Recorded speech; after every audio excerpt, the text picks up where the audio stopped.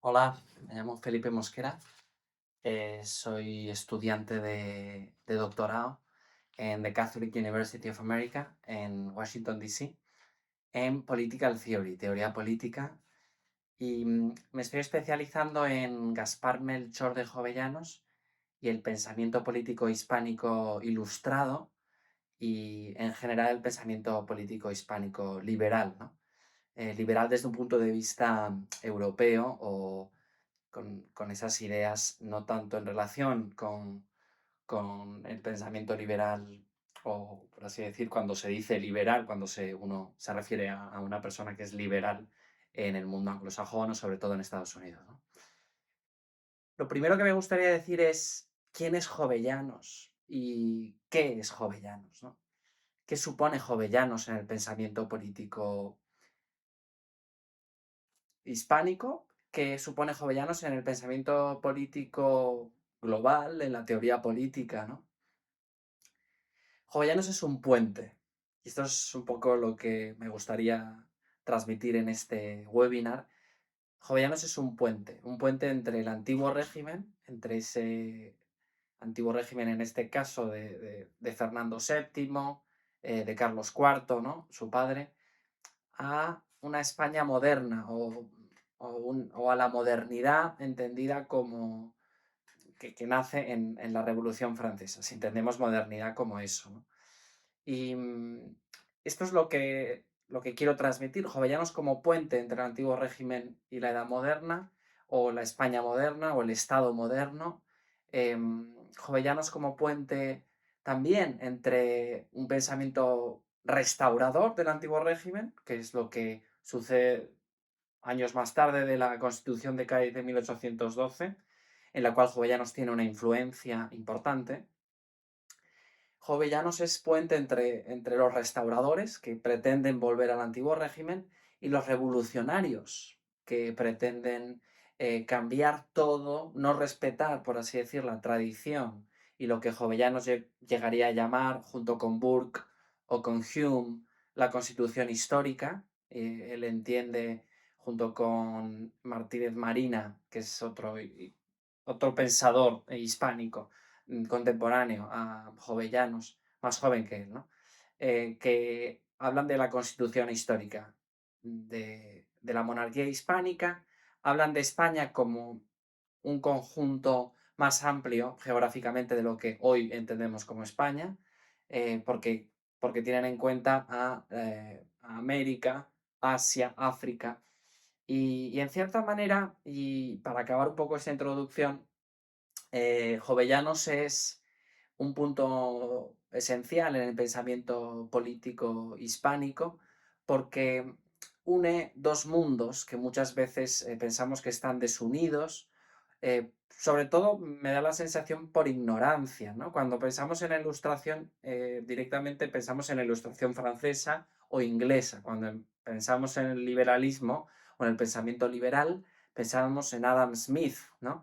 Con mucha razón, ¿no? Adam Smith tiene esa gran mente que consigue compendiar en un libro, The Wealth of Nations, La riqueza de las naciones, lo que sería el pensamiento capitalista, ¿no? Pero entendemos que la Escuela de Salamanca, con Domingo de Soto, con Francisco de Vitoria, con Luis de Molina, establecen, por así decir, las bases del pensamiento político, de la economía política liberal, mejor dicho, em, y que es eminentemente hispánico, ¿no? Hispánico en el sentido amplio de la palabra, teniendo en cuenta a Portugal, a Brasil, a toda la influencia que tuvo también la corona de Aragón y la corona de Castilla.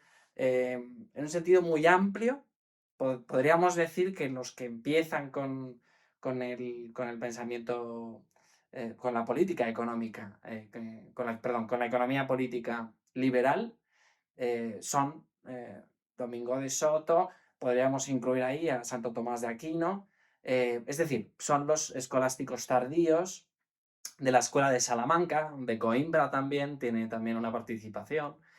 ¿Por qué estoy hablando de esto? Estoy hablando de esto porque son un antecedente a Adam Smith, son un antecedente a Jovellanos, en cierta manera, aunque Jovellanos tiende a rechazar la escolástica, lo que rechaza muchas veces es una cierta imposición de una manera de transmitir el conocimiento que se daba en la Universidad Española del momento, ¿no? Y entonces conocemos la Escuela de Salamanca, pero no conocemos tanto quizás su teoría de política económica o de economía política. Conocemos a Jovellanos, pero siempre lo relacionamos con la Ilustración francesa e inglesa, como acabo de decir, pero no vemos una continuidad, que luego se manifiesta, por ejemplo, en José Joaquín de la Mora, ¿no? José Joaquín de la Mora es un liberal español que transmite estas ideas, sobre todo de Jeremy Bentham, por toda la América española, sobre todo, aunque él también tiene influencia en Brasil, ¿no? ¿Y qué línea hay entre estos pensadores, ¿no? Son pensadores políticos, son pensadores también de economía política, pero existe ese hilo conductor que es el pensamiento político hispánico, ¿no? Que es un poco, Jovellanos sería ese eslabón que une, vuelvo a decir, ¿no? El antiguo régimen, o en este caso sería la Escuela de Salamanca desde el punto de vista de economía política, y luego sería José Joaquín de la Mora y otros pensadores más contemporáneos, pero que existe una escuela de pensamiento en Hispanoamérica que entabla conversaciones, entabla un diálogo con sus coetáneos, con Montesquieu, con Adam Smith, hay una relación de Jovellanos con John Adams, porque le lee, eh, y luego más adelante se encuentran los pensadores políticos hispánicos en plena relación. Y antes de todo, me gustaría, y ahora ya entrando en tema, me gustaría ordenar este webinar, en primer lugar, hablando de la herida de la modernidad, que es un concepto que a mí me gusta desarrollar para entender en qué situación nos encontramos hoy, y luego para entender en qué situación se encontraba Jovellanos en ese 1811 en el que él escribe el informe, perdón, la memoria de la Junta Central, ¿no? Que es un escrito en el que él se defiende ante unas acusaciones eh, por su pertenencia a un órgano de gobierno durante la Guerra del Francés, ¿no? Luego de esa introducción, bueno, de ese pequeño inicio que sería la herida de la modernidad, me gustaría hablar sobre una breve biografía de Jovellanos, aunque recomiendo, hay un podcast que recomiendo que lo llevó a cabo la Fundación Ausiàs Marc y que es realmente una joya, ¿no? Y por último, Jovellanos como puente y un poco desarrollar esta idea que acabo de lanzar ahora, que es Jovellanos como cohesionador, como reformador, en muchos aspectos de su vida, como un ejemplo, ¿no? Bueno, de lo que podría ser un personaje político para hoy en día, pero también para entender que no solo era un pensador político, era un poeta, era un artista, él escribe obras de teatro, escribe poesía, él tiene una relación muy profunda con la estética. Y luego tiene, evidentemente, como jurista que es, tiene una relación pues bueno, con las leyes y la economía política y la política en general. En primer lugar, cuando hablo de herida de modernidad, creo que es muy interesante en 1811 situarnos en, ¿es posible volver al antiguo régimen? ¿No? ¿Es posible? Y ahí aparecen todos los afanes restauracionistas, ¿no? Fernando VII protagoniza uno de esos episodios, sí, que suponen una vuelta al absolutismo, ¿no? Un absolutismo de corte francés normalmente, que tiende a ver al rey como el supremo gobernador, sí, el supremo gobernador de las leyes, de las costumbres, de la política nacional. Y, pero esto también se contrapone con la idea de revolución, ¿no? Que sería lo contrario, ¿no? Sería hacer tabula rasa con todo lo anterior, no entender que las naciones, los pueblos se encuentran en relación con lo anterior, ¿no? Nosotros somos hijos de unas tradiciones, unas identidades, unas historias, aunque sean historias dolorosas, pero son historias al fin y al cabo, ¿no? Y que cuando, bueno, y que hay un gran afán también por parte de los revolucionarios de 1789, la Revolución Francesa, como el gran paradigma de una revolución violenta, una revolución que pone un antes y un después para los franceses y que pretende acabar con lo anterior, ¿no? Hay muchísimos casos. Entendemos, por ejemplo, el calendario gregoriano, hay una abolición del calendario gregoriano y eso creo que es un gesto muy interesante, ¿no? Porque el tiempo se mide de otra manera y esto es esencial, ¿no? Nosotros estamos siempre viendo qué día es hoy. Entonces, cuando ya directamente la percepción del tiempo se cambia, entendemos que lo que está viendo es un gran cambio del orden, del orden de verdad en el que uno se constituye. Y aquí, en estas dos ideas de restauración, volver a lo anterior de manera implacable, ¿no? O revolución, cambiar todo de repente y sin tener en cuenta lo anterior. em, Eric Voegelin, que es un pensador del siglo XX, tiene unas ideas en relación con esto del orden de la verdad. ¿Qué orden de verdad, qué sistema de orden rige en tu sociedad, en tu régimen? Y, y es esencial, creo que es muy, muy importante, entender muchas veces los cambios de régimen o las crisis en los regímenes, como la que nos encontramos hoy en día, me parece, en la que se pone en duda una idea tan sencilla como la igualdad ante la ley, ¿no? Se está poniendo en duda. Y eso es uno de los pilares del régimen liberal. Podemos llegar a decir que el régimen liberal se encuentra en una crisis, ¿no? Hoy, 2025. Y ante esta crisis, ¿cómo respondemos? ¿No? Y es por eso que me da la sensación que Eric Voegelin puede tener mucha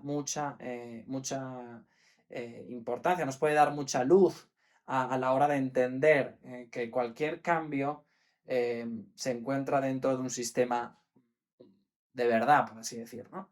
En el que evidentemente lo que se encuentra en la cúspide es qué es la verdad, ¿no? ¿Qué es la verdad para este régimen?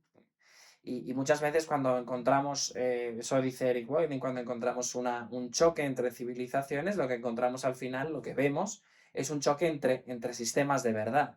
Es mi verdad y tu verdad, pero son verdades, ¿no? Cuando entendemos, por ejemplo, los famosos choques de civilización que encontramos en la Edad Media entre el orden de verdad cristiano y el orden de verdad islámico, ¿no? Pues ahí claramente son dos conceptos de Dios que son los que se están chocando, ¿no?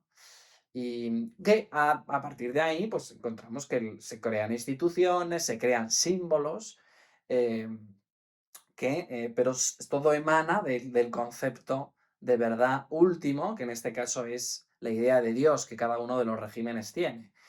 Y en este caso, Eric Voegelin, muy interesante, él habla de la Revolución Francesa y dice, la Revolución Francesa es la destrucción de la civilización cristiana occidental y el intento de creación de una sociedad no cristiana. Y esto es muy interesante porque, evidentemente, la revolución, como ya he dicho antes, eh, hace tabula rasa con lo anterior, ¿no? Y en este caso, cuando cambia el sistema de verdad o el orden en el que se estaba situando en la sociedad, que era un orden cristiano, em, si uno quiere dar la vuelta a ese orden, lo primero que tiene que eliminar es el concepto de Dios cristiano, ¿no? Y entonces ahí vemos los intentos de Rousseau, evidentemente, bueno, Rousseau lo que hace muchas veces es tratar de hacer una religión secular, ¿no? Una religión, pero muchas veces haciendo una copia del cristianismo, ¿no? Entonces, es interesante también encuadrar a Jovellanos en este marco, ¿no?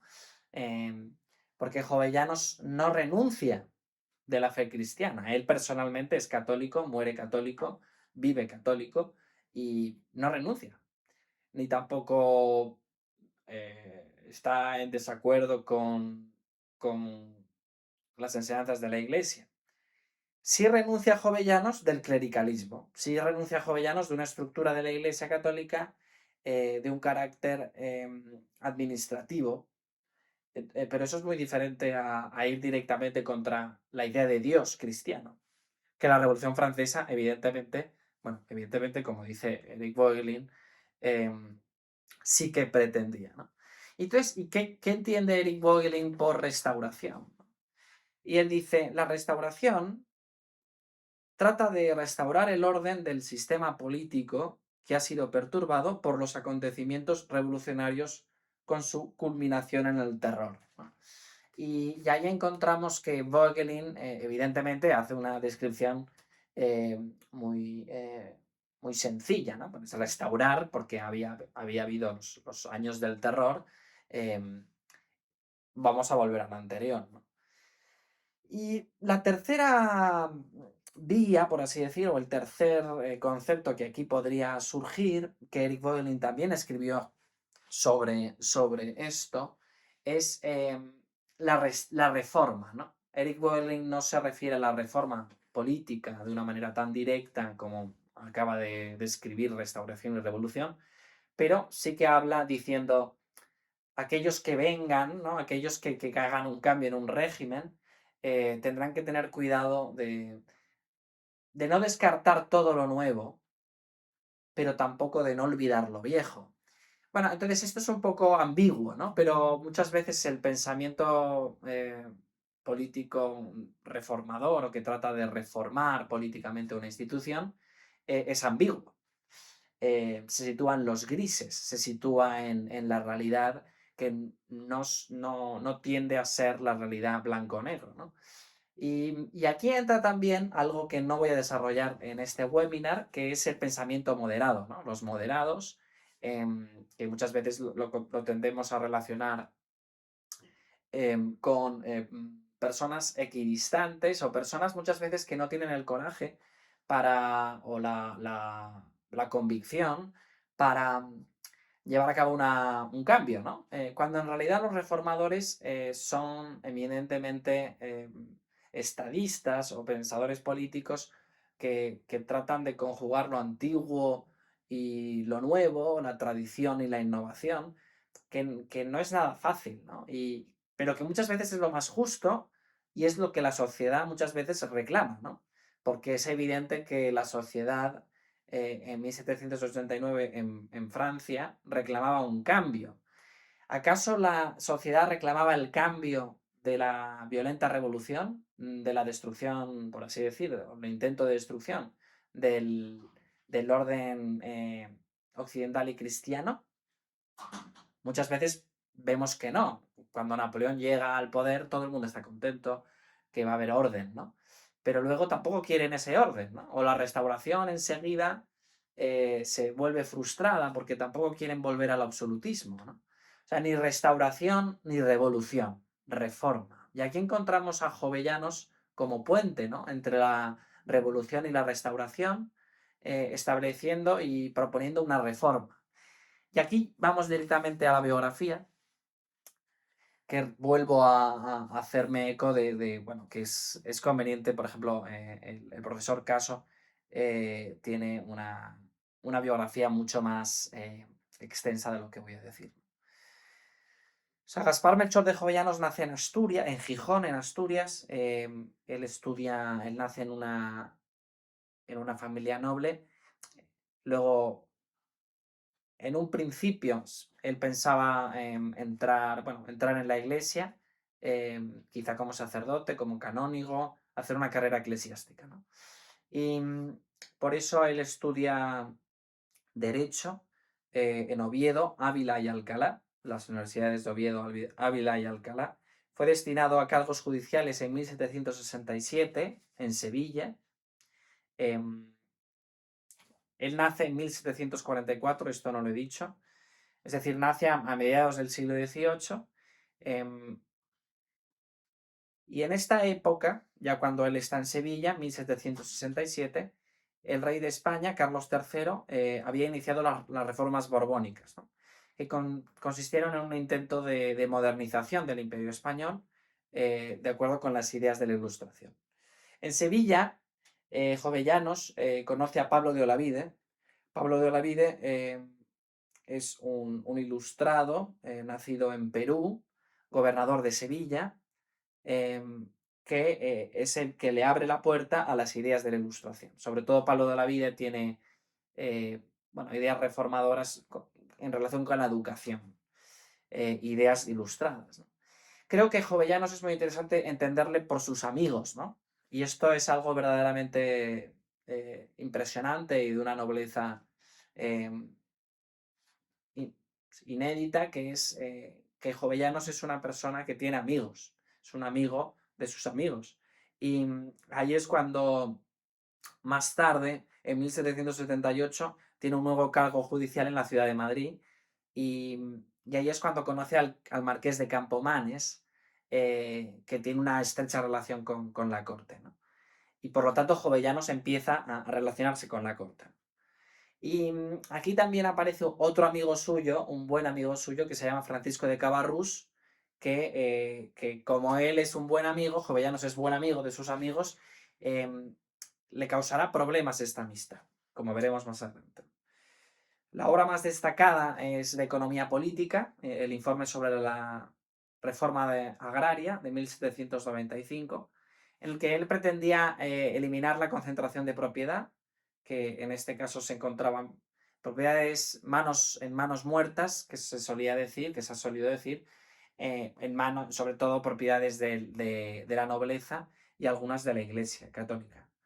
Y esto le hizo ganar la fama de reformista, de acuerdo con las ideas ilustradas, y por lo tanto Godoy, el príncipe de la paz, le, le quiere en su equipo, ¿no? Y le nombra más adelante ministro de Justicia, ¿no? Bajo el reinado de Carlos IV. Y durante su breve mandato de 9 meses, que empieza en 1796 y acaba en 1797, durante este mandato él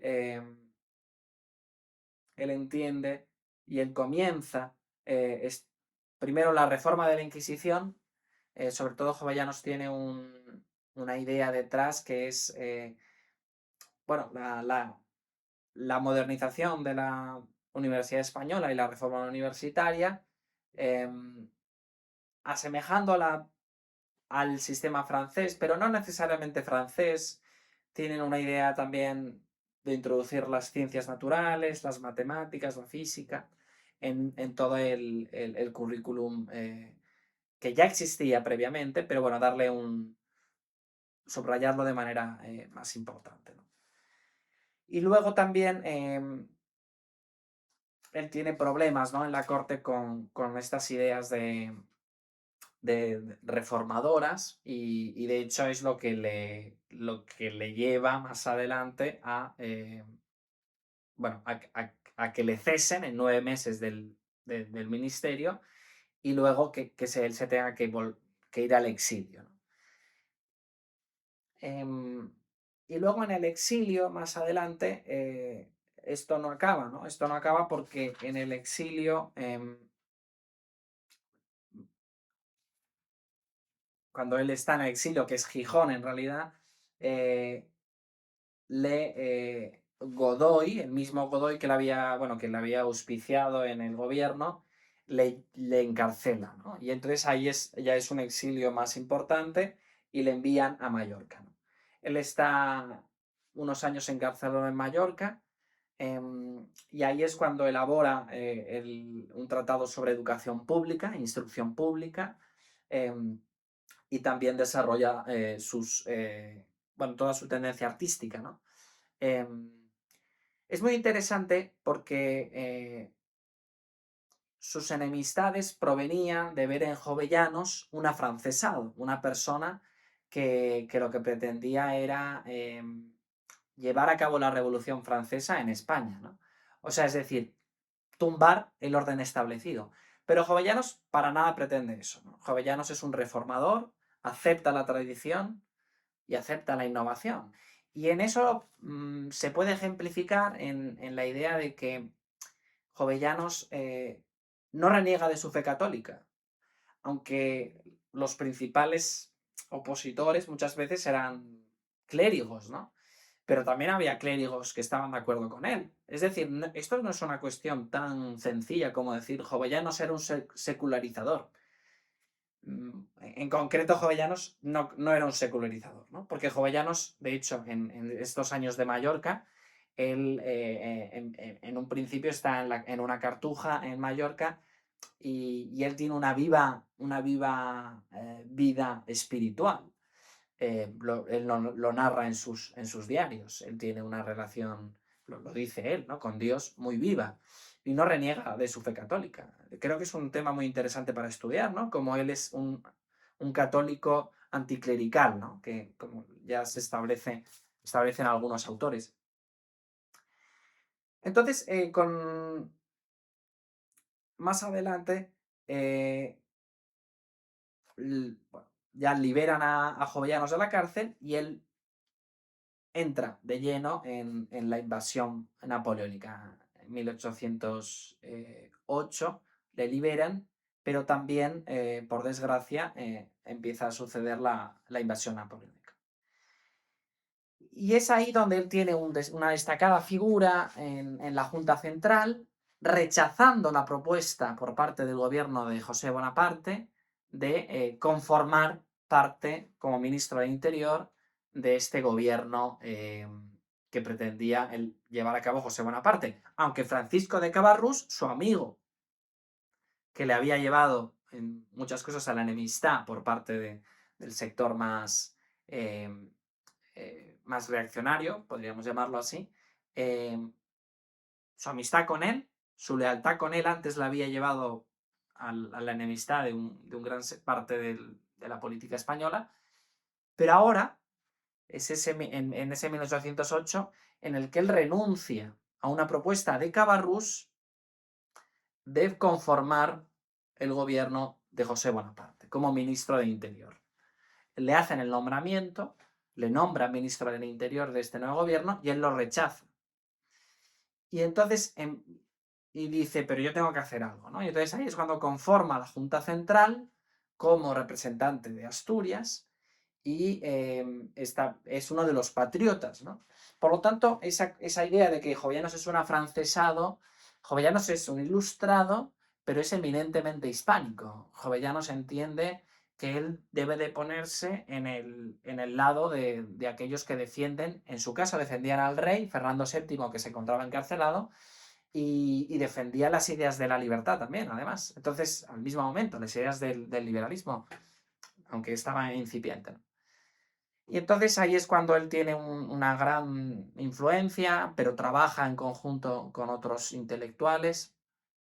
Y entonces ahí es cuando se proclama, bueno, él colabora en la elaboración de la Constitución de Cádiz, con influencia de Lord Holland y de otros diplomáticos ingleses. Lord Holland era un diputado Whig británico, él tiene un gran concepto de la monarquía británica, del modelo constitucional británico, que era bicameral. Es lo que propuso él para la Constitución de 1812. Eso fue rechazado, pero Jovellanos no tiene una aversión a la Constitución de 1812 porque no le hicieron caso a él. En ese caso, en esa manera, desde ese punto de vista, Jovellanos tiene una mirada muy democrática y muy... no quiere imponer. Él entiende la Constitución histórica española, él entiende que él prefiere un bicameralismo para aceptar, por ejemplo, que el clero, que la nobleza tengan una representación en la Cámara Alta, pero acepta una idea diferente. La acepta de tal manera que en 1811, cuando publica la defensa, la memoria en defensa de la Junta Central, que es ese texto que trata de justificar toda su tarea como miembro de la Junta Central, em, él lo hace aceptando la Constitución de 1812, aceptando la igualdad de todos los ciudadanos ante la ley, aceptando el concepto de nación española, pero conjugando, o sea, todas esas ideas modernas, él acepta la libertad de prensa, aunque dice, pero no ahora. Entonces es muy interesante porque él verdaderamente es un liberal moderado, un liberal conservador, se podría llamar hoy en día, o también es siempre complicado ponerle una, ¿no? una etiqueta a Jovellanos, y tampoco quiero, lo he dicho, pero bueno,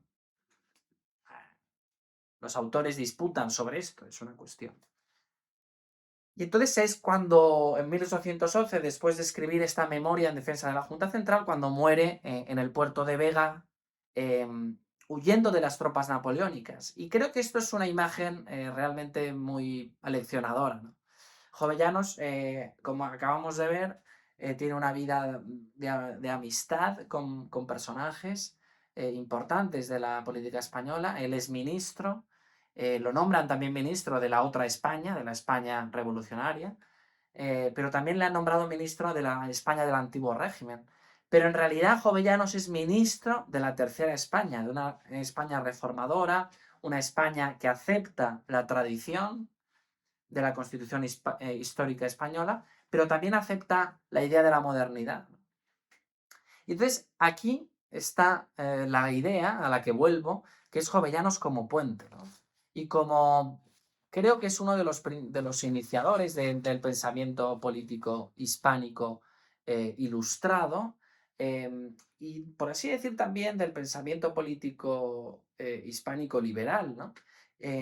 Con una idea, con una influencia del cristianismo muy importante, como puede ser la dignidad del hombre, como puede ser la unidad de los diferentes reinos, que él no tiene miedo en negar, él no lo niega, él lo acepta, ¿no?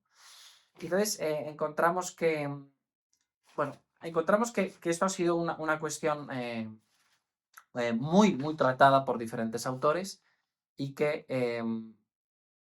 pero que todavía carece, me parece a mí, de un estudio desde la teoría política y de un estudio de un pensamiento político hispánico que una es los diferentes, como ya he dicho antes, ¿no? Los diferentes pensadores de economía política, de teoría política, de diferentes momentos del mundo hispánico y establecer así un pensamiento político alternativo y rico principalmente al pensamiento político inglés, aunque hay una relación de diálogo, no hay una relación, o sea, evidentemente que Jovellanos tiene influencia de Smith, aunque él publica el informe de la ley agraria, que mucha gente, el informe de la reforma de la ley agraria, que mucha gente dice que tiene una relación, lo publica antes de Smith, pero que hay una relación entre Montesquieu, Jovellanos, y que esto me parece que va a enriquecer mucho también el debate que tenemos hoy, ¿no? Que es un debate de una crisis del liberalismo, de una crisis de un régimen, de un sistema de orden, de un sistema de verdad, que puede ser el sistema liberal, podríamos decir, o el sistema... Podríamos llegar a decir que seguimos en un régimen, ¿no? de la civilización occidental y cristiana. ¿Cómo se puede dar respuesta a esto? Y yo creo que Jovellanos, con esta idea de reforma, con esta idea de moderación, creo que da muchas luces, porque es evidente que hay cuestiones de hoy que son diferentes a las de ayer. Y entonces, por lo tanto, tenemos que aceptar la innovación. Pero también somos herederos, herederos de una cultura, de una identidad, y también podemos encontrar en nuestros ancestros, en la herencia recibida, una manera de descifrar quiénes somos que nos pueden desbloquear los problemas que tenemos hoy, ¿no? El problema de la inmigración masiva, el problema de cómo llevar a cabo, cuáles son las identidades nacionales, qué es la identidad nacional, las cuestiones de igualdad ante la ley, como ya he dicho antes, ¿no? Por lo tanto, Jovellanos es un personaje que que es puente, ¿no? Y que va a formar, yo creo, el eslabón, muchas veces perdido, entre el antiguo régimen y la edad moderna, la tradición y el progreso. Y entonces existe una idea reformadora, una idea de término medio, una idea de la tercera España, podríamos decir, de una tercera vía, que, que Jovellanos puede interpretar. Y tal vez puede interpretar junto a Tocqueville, puede interpretar junto a Guizot, junto a otros moderados del pensamiento político. Muchas gracias y cualquier cosa me decís.